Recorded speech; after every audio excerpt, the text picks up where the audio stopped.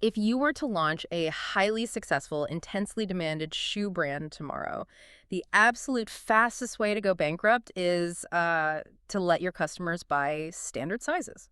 Yeah, it really is the ultimate paradox of physical retail. Mhm. I mean, your marketing can be absolutely flawless, but the biological reality of human feet will still just destroy your cash flow. Right, and that is exactly where we're going today. Welcome to the deep dive. You know the exact kind of brand we're talking about here. You're scrolling through your feed and you get hit with this incredibly glossy, perfectly lit video for a sleek new sneaker or a boot. Oh, the branding is always immaculate. It really is. And it makes launching a brand in the $95 billion US footwear market look like, the ultimate entrepreneurial dream. Just design a cool shoe, spit up a Shopify store, and watch the revenue roll in. If only it were that easy. Exactly. But today, we're going completely behind that glossy feed. We have got a comprehensive 43-minute tactical playbook on the table that lays out the brutal operational reality of how to actually launch a profitable shoe brand. Yeah, and the goal here isn't just to learn how to sell shoes. No, not at all. Our mission today is to understand the hidden mechanics of the absolute highest stakes direct-to-consumer business out there. It really is the deep end of the DTC pool, Mm. right? I mean, selling digital downloads or even printed T-shirts is incredibly forgiving. Independent footwear sits at the absolute opposite end of that spectrum. For sure. You're walking into a market with massive structural headwinds. You're essentially fighting a war on three entirely different fronts all at once. Okay, let's unpack this, because that three-front war is the crux of the whole challenge. When you decide to sell shoes online, you are immediately going up against Nike's seemingly infinite brand and marketing budget. Right, which is huge. And then you're competing with Zappos, which has virtually endless selection.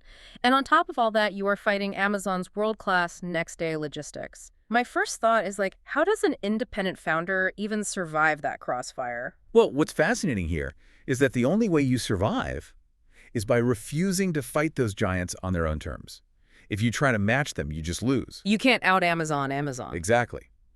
This entire approach is about picking a hyper-specific sub-niche where Nike, Zappos, and Amazon simply don't matter to your specific customer. It's about mastering the math of your margins and having the absolute operational discipline to protect your capital. Which brings us to the first major hurdle, right? The illusion of choice. If I'm opening a store, my instinct is to offer something for everyone. A running shoe, a casual sneaker, maybe a heavy boot, a loafer. You want a whole catalog. Yeah, Yeah. maybe a catalog of 40 different styles and colors. But doing that is essentially a death sentence for a new brand, isn't it? It is the fastest path to failure. I mean, if you launch 40 generic styles, you're instantly trying to compete on selection, and Zappos will always beat you there. Obviously. Then you'll inevitably try to compete on price just to move that massive inventory, and Amazon will crush you. So the winning playbook right now is what's called the single silhouette brand. Meaning just one core design? Yes. You launch with one single shoe design, maybe you offer it in 2 to 4 colorways, and that is it. Your entire brand is just one shoe. It makes me think of an analogy. It's like trying to open a generic burger stand directly between a McDonald's and a high-end gourmet steakhouse. You're just invisible. That is a perfect way to put it. But I do have to push back a little here. Doesn't having only one shoe severely limit your audience right out of the gate? I mean, what if they don't like that one style? It feels counterintuitive, but that focus is actually your moat. Think about the concentration of capital. If you have 40 shoes, your photography budget is fractured 40 ways. Your inventory cache is split 40 ways. Oh, that makes sense. You're spread way too thin. Exactly. You can't afford to tell a compelling story about any single product. But if you have a sharp design point of view, one great shoe wins on platforms like Meta and TikTok. Because you can put all your money into making the creative look amazing. Right. The data shows that having a high-quality 10-second foot-on-product walking video lifts your conversion by 2 to 3 times over a broad, static catalog. Wow, 2 to 3 times. And we've seen this play out with massive success in the real world, right? Look at Allbirds. They launched with literally just the Wool Runner. Yep, one shoe backed by a very tight sustainability narrative. And they built $1 billion valuation off that single foundation. or Thursday boots. They didn't make loafers and running shoes. They aggressively targeted the $200 price gap for Goodyear welted boots. And Adams is another really fascinating case study here. They innovated entirely around the physical fit. Wait, they're the ones who do the weird sizing, right? Yeah, they realized a huge portion of the market was frustrated by falling exactly between standard half sizes, so they started selling quarter sizes. Like a 9.25 or a 9.75. Exactly. That single sizing innovation became their entire brand identity. And when you have that level of extreme hyper-focus, your supply chain and marketing just become incredibly efficient. Okay, so you found your sub-niche. You've designed the perfect hero shoe. Now you have to actually drag this thing into the physical world. Which brings us to the most dangerous phase for new founder sourcing and quality control. Oh, this is where dreams go to die. Seriously, because I assume I can't just find an overseas factory online, send them my 3D renders, and, let them handle the rest. That assumption right there is what bankrupts first-time founders. You Yeah. absolutely cannot do that. And the first major pitfall you have to avoid is the dropship trap. Right, dropshipping, where you list a product on your site, but a third-party factory, like on AliExpress manufacturers, and ships a generic item directly to your customer. It sounds incredibly tempting, right? Zero inventory risk, no warehouses to manage. Yeah, it sounds like the dream setup. It is tempting, but in footwear, it's a guaranteed brand killer. The mechanism here is quality degradation. Generic shoes from those platforms almost universally use unsafe, really cheap glues. And the sizing across batches is probably a mess, too. Completely inconsistent. So what happens? Your customer wears the shoe for 3 weeks, and the sole literally separates from the upper. Oh, man. And then the feedback loop kicks in? Exactly. You get hit with a massive wave of one-star reviews. But it's not just bad PR. Meta and Google actually monitor your customer feedback scores. Wait, really? The ad platforms are looking at your product quality. Yes. If people report that your product is falling apart, the ad platforms will literally restrict or permanently ban your ad account. You completely lose your ability to acquire customers. You cannot build a brand on bad glue. So if drop shipping destroys your brand, you are forced to manufacture your own custom inventory. But where do you even go to get the 50 to 60% gross margins you need to actually survive? Well, you're usually looking to partner with an Asian OEM, an original equipment manufacturer in Vietnam or China. They have the infrastructure to hit those margins. But that requires a serious commitment, right? Oh, absolutely. You're looking at minimum order quantities, or MOQs, of anywhere from $8,000 to $30,000. Yeah. Now, if you want a premium, small batch approach, Portugal and Spain are excellent and slightly more forgiving on order sizes. And for high-end luxury, I'm guessing Italy? Italy is still the absolute gold standard for high AOV luxury leatherwork, yeah. But regardless of the country, you don't just send them a sketch. You have to build what is called a tech pack. And from the playbook, this is essentially the architectural blueprint for your shoe. Right. It includes the bill of materials, the exact Pantone color codes, because just saying off-white isn't a spec a factory can use. Makes sense. And it also includes something called a shoe last mold. Yes, the last is everything. It's the physical, 3D anatomical foot shape that the entire shoe is built around. It dictates the geometry, the fit, the feel. Okay. And once the factory has your tech pack and your last, you enter the sample workflow.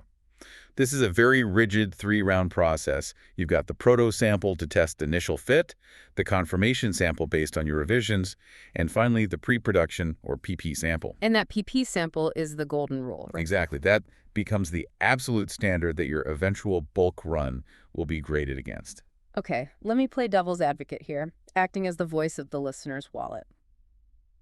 I'm looking at these sample costs. They're running between $120 to $400 per pair for 3 different rounds, plus weeks of waiting for international shipping. It adds up fast. Right. So if I get that first proto sample and I try it on and it looks pretty good, why can't I just approve it? Can't I just save a few $100 and skip the next rounds? If we connect this to the bigger picture, rushing round 1 to save $400 is exactly how you end up buying a $15,000 pile of garbage. Let's look at the brutal math on the factory floor. If you skip those revisions, and 3 months later a bulk run of 600 pairs arrives at your warehouse, you might discover the factory's lasting process was slightly asymmetric. Where they don't actually fit right when you walk in them. Exactly. There could be severe heel slip when you actually walk for more than 10 minutes. Mm-hmm. You have just spent $15,000 on inventory that you legally and ethically cannot sell to your customers. So you're essentially paying for an insurance policy on your reputation. Quality control isn't an expense, it's insurance. That's exactly it. And that concept of insurance extends to the final step of the supply chain. You should never, ever accept the factory's own internal quality control report. You have to hire a third-party inspector. Like companies that physically go into the factory before your shoes are even put on a boat? Yes, firms like QIAME. You hire them to conduct an AQUAL 2.5 standard inspection that stands for Acceptance Quality Limit. They don't just look at the shoes visually. What do they actually do? They pull a statistically valid sample from your bulk order and physically stress test them. They perform a peel test using a machine that literally tries to rip the sole away from the upper to measure the exact newtons of force the glue can withstand. Wow, they really try to destroy it. Oh, yeah. They put the shoe in a machine that flexes it 50 times to ensure the materials don't crack. They measure the exact symmetry of the stitching, and if the batch fails, the factory has to fix it on their dime before it ever leaves the building. Okay, so you have navigated the dropship trap, you survived the brutal sample rounds, your shoes passed the peel test, and they are on a boat headed to your warehouse. You might think the hard part is over, That's what everyone thinks. but this is exactly what I was talking about at the top of the show. Because ordering shoes isn't like ordering t-shirts. The sheer physics of human feet create literal inventory nightmare. The complexity scaling is just staggering. When you launch a shoe, you don't really have one product. A single shoe SKU instantly multiplies. If you offer standard sizes 7 through 13, including half sizes, that is 13 variants, add wide widths, you're at 26, offer it in 8 colors, and your single product is suddenly 208 distinct variants that you have to manage. Here's where it gets really interesting, and honestly, a bit terrifying. You cannot just order those variants flat across the board. I can't just tell the factory, hey, give me 50 pairs of every size. No, absolutely not. Because human feet fall on a biological size curve. Uh, For men, demand peaks heavily at sizes 9 and 10. Those represent about 16% of your demand each. But out at the edges, like size 7 or size 13, demand tapers down to just 5%. and if you ignore that bell curve and order flat, you're actively destroying your own cash flow. You will completely sell out of your size 9s in 3 weeks. Which halts all your momentum, right? Completely. It stops your ad efficiency, leaves your customers frustrated, and meanwhile, all of your operating capital is physically tied up sitting in a warehouse in the form of size 13s that will take you an entire year to sell. It is wild to think that a technically successful launch where people love the shoe and are buying it quickly can actually bankrupt you if all your cash gets tied up in fringe sizes while your popular sizes are out of stock. Yeah, and that cash flow pressure is intensely magnified by the calendar traps of the footwear industry. The supply chain is exceptionally slow. Like the October cliff rule. Right? Yes. If you place an order for footwear in October, you are not getting those shoes for the holidays. Not a chance. Yeah. Because Asian factory lead times run 12 to 18 weeks. Plus, a boat takes roughly 30 days to cross the ocean, and that doesn't even count customs delays at the port. So if you want shoes for Q4, you have to plan by July. Exactly. And right after the holidays, you hit the Chinese New Year gap. Factories in Asia shut down for 4 to 6 weeks. So if your restock isn't producing by mid-November, You won't get shoes until April. It's brutal. Because of these immense lead times, you usually have to pay for your second purchase order before you've even sold half of your first one. You are constantly forced to forecast your cash and inventory 90 days into the future. which means the unit economics, the actual math on every single pair you do manage to sell has to be absolutely flawless. You can't afford to lose any margin. No, the margins have to be ironclad. And this brings us to the marketing and retention phase, and the biggest threat to those economics. The footwear industry's silent killer returns. This is where the reality of selling physical products hits digital marketing head-on. The absolute margin floor for survival is that you must maintain a 50% or higher gross margin. Because just the packaging eats you alive. From the playbook, the physical shoebox, the dust bag, the tissue paper, the inserts, that eats up 12 to 18% of your margin before you even ship it.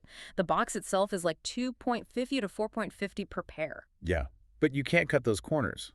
That premium unboxing experience is exactly what drives user-generated content on platforms like TikTok. Right, it's marketing disguised as packaging. Precisely. But the real margin killer is the return rate. In online footwear, returns consistently sit at 25 to 40% of all orders. Okay, I think of this like a leaky bucket. A 40% return rate sounds like a disaster. I mean, the reverse shipping costs alone would erode your margin to zero. It looks like a fatal flaw until you dig into the data. The mechanism behind that 40% return rate isn't buyer's remorse. Almost half of those returns aren't because the customer regrets the purchase. They are simply size issues. Ah, so a size exchange isn't a lost sale. It's a customer service test. Exactly. If they realize they need a half size larger and you pass that test by making the exchange smooth, you've locked them in. That's why you must pre-build a frictionless self-service size exchange flow using apps like Loop or AfterShip before you ever launch. Offering free exchanges is an industry standard requirement now. Because if they have to hunt down a support email just to ask for a return label, the friction is just too high. Right. They'll just ask for a refund and never come back. And this ties perfectly into lifetime value, or LTV. Absorbing the cost of a return, which averages around $14, is actually your most potent marketing investment. Because footwear is a category where one great pair earns you the next four. If you absorb that $14, get the perfect fit on their feet, they'll buy the next colorway, the boot next year, and a gift for their partner. Yeah, you are paying $14 today to secure hundreds in automated future revenue. And speaking of automated revenue, let's look at the marketing side. As we mentioned, a 10-second foot-on product walking video massively outperforms static studio photos. Meta and TikTok dominate that discovery phase, but Klaviyo and email flows actually drive 22 to 28% of revenue through replenishment, right? They do because footwear is a wear and tear item. Automated flows predict when a shoe is worn out and cross-sell a customer seamlessly. But while you're running all these ads, there's a massive compliance warning. You can't just slap Made in USA or sustainable on your site. The FTC rules are strict. Very strict. Made in USA means all or virtually all made domestically. And for sustainability, you need real certifications, like the LWG certification for leather, to prove your tanneries are compliant. Exactly. Faking those claims risks massive fines and having inventory seized. It perfectly reinforces the overarching theme. The barrier to entry for a digital storefront is zero, but the barrier to success in physical goods is an absolute fortress of operational discipline. It really is an incredible tactical landscape we've mapped out today. From choosing a single hero silhouette to navigating the perilous Asian OEM sourcing landscape, we survived the size curve inventory matrix and looked at how to turn a 40% return rate into a loyalty-building machine. It's a brutal but fascinating business. So what does this all mean for you? We usually think of e-commerce as a purely digital, limitless frontier, but this deep dive proves that the digital economy is still entirely at the mercy of the physical human body. Your entire Shopify store's cash flow is literally dictated by the bell curve of human foot sizes and the friction of a heel slipping in a physical shoe. Like a wild reality check. It really begs the question, what other seemingly digital automated industries out there are secretly governed by biological quirks and physical anatomy? Something to think about next time you see a targeted ad. Definitely. Thanks for joining us on this deep dive. Keep questioning the mechanics behind the things you buy, and we'll catch you next time.